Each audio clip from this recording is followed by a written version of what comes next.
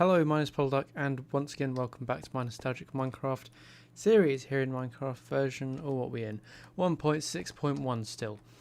Today, the prime focus of this episode is we're going to take a look at some of the older content that I kind of skipped over in some of the older versions when it was first introduced.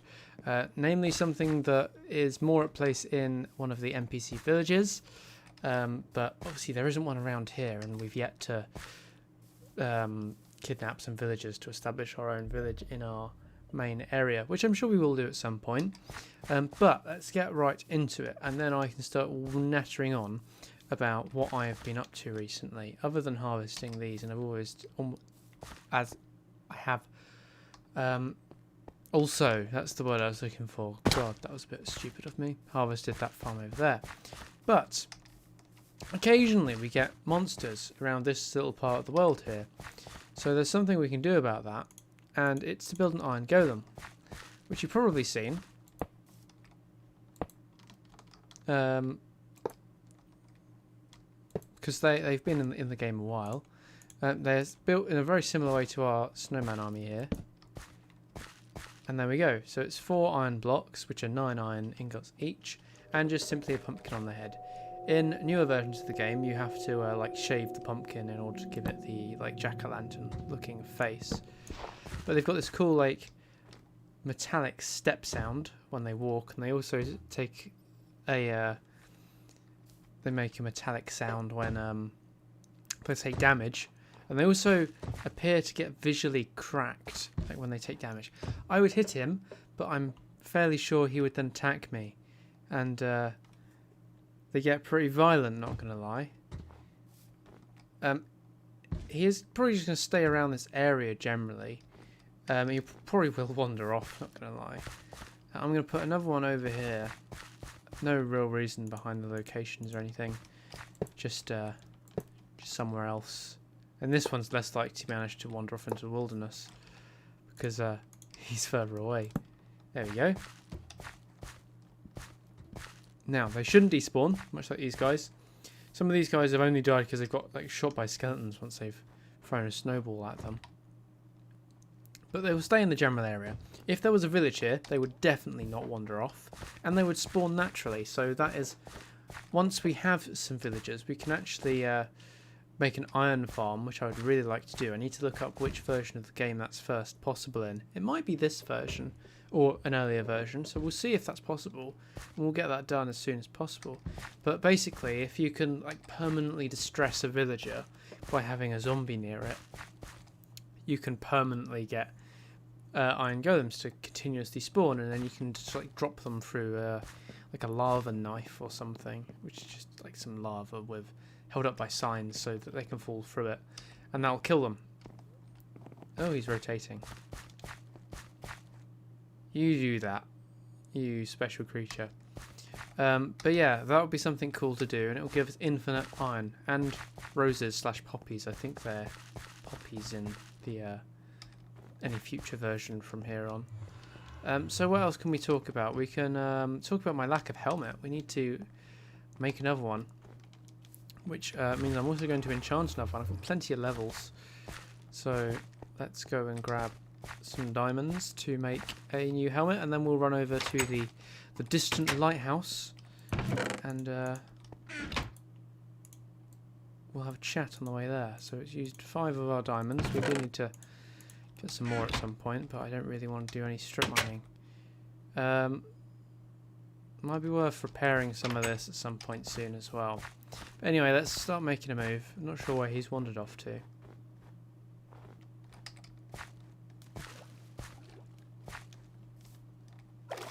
I've literally no idea where that iron golem's gone. No, I have no idea. Oh well, I could have just wasted a load of iron. He might be around somewhere. Likewise with this guy. Oh, there's one. I just have literally no recollection where the other one is. He's done a runner. Oh well. Moving on. Oh, he's there. That's probably not a bad place for him. standing there overlooking the bay on that balcony. Spends more time on the balcony than I do. So let's talk about me for a little bit. So quite excitedly, yesterday I had my first flying lesson. I've always wanted to get a pilot's license and do that whole thing. So yesterday I went to a nearby flying club and took my first hour in a T-67 Firefly. I really enjoyed it. Would most definitely recommend. Did like most of the flying myself. It was the first lesson in the UK PPL, which is private pilot's license syllabus, which is effects of controls. So basically, I learned to understand how each input on each control affects the aircraft and the secondary effects of certain controls, and how to use trim, which is a not one of the primary flight controls, but it's an additional flight control. I think that's the correct word for it. But yeah, I learned how to do that, which enables you to like almost fly hands off, which was great fun. I found the most difficult part was actually spotting other aeroplanes. So where I was flying from, there's a lot of helicopters around, big helicopters as well. So in a light aircraft, it's not the sort of thing you want to be flying near, because one, it's a large aircraft, so it has a lot of weight turbulence, and two, the mere fact that it is a helicopter, it just stirs up the air a lot and makes everything very unstable and swirling and unpleasant for a light aircraft. So it's quite difficult to spot those. And when we did spot them, there was this Chinook, which is a helicopter with two rotor systems, one at the front, one at the back.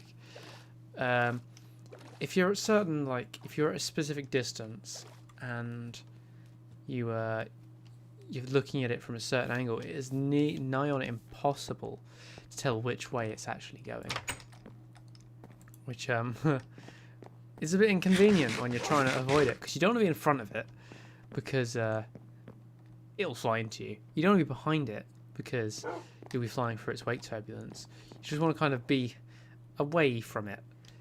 And that was quite difficult to work out, at least for me. I'm sure that would come with experience, especially given that the airfield I'm flying from, there are a lot of Chinooks and other helicopters in the area. So, back on subject with this moany little dog, let's do some enchanting.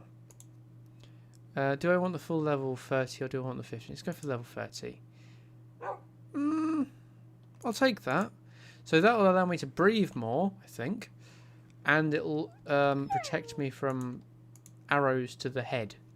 And I do seem to get shot at by skeletons quite a lot, so that's a good one. I'll take that. I'll run back at night because it might give me an opportunity. Actually, I'll dig this a little bit so that it's properly nighttime by the time we start making our way back. I did always want to make it a little wharf out here. I just never actually got around to it. And that might give me a little bit of a reminder to do so. In fact, I should have enough cobblestone on me to just make like at least one set of stairs. I know I've got plenty back home, and I should have really grabbed them if I knew I was going to come out here, but this was more of a spontaneous thing. Noticing that my helmet was broke. Alas. Oops. I didn't prepare adequately.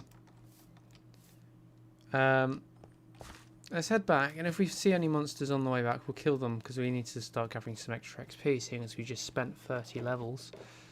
If we don't see anything, I'll just rejoin you when we get home. This sword's almost broken as well. I really do need to do some strip mining. I'm like, my diamond equipment is starting to suffer. There we go, back on the original sea level before it dropped a block.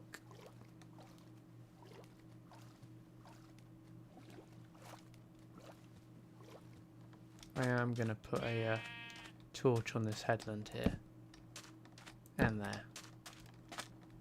And there. Seeing as there's one up there. Alright, let's head home. sword in hand. Fight some stuff as we go.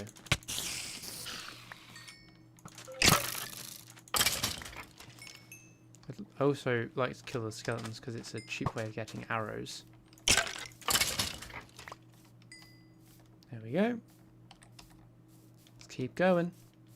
Probably won't come across that many monsters because obviously the pathway is lit. So it'll only be stuff that's wandering in from off the line. Like coming off the tops of these hills and whatnot. And there are always quite a few around the cathedral way. Let's take care of these zombies while we're here. And these spiders. They can have some as well.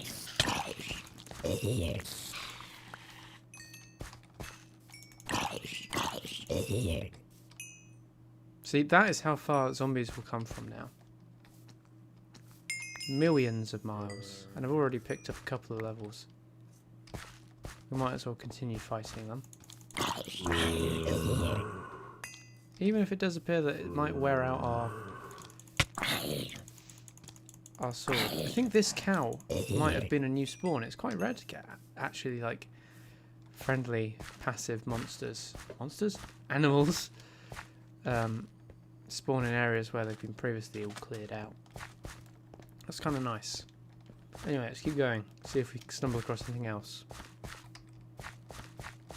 Well, it seems we've managed to get home without incident. So I'm going to end this episode here. If you liked it, please do hit the like button. If you didn't, hit the dislike button. But please do leave a comment down below and tell me why. If you have any suggestions for things you'd like to see me do, please do comment down below and tell me, just so I know what you want to see. And if you want to be notified of future episodes, please do subscribe and hit that notification bell icon so that YouTube remembers to tell you when I upload. So lastly from me, thank you very much for watching and goodbye.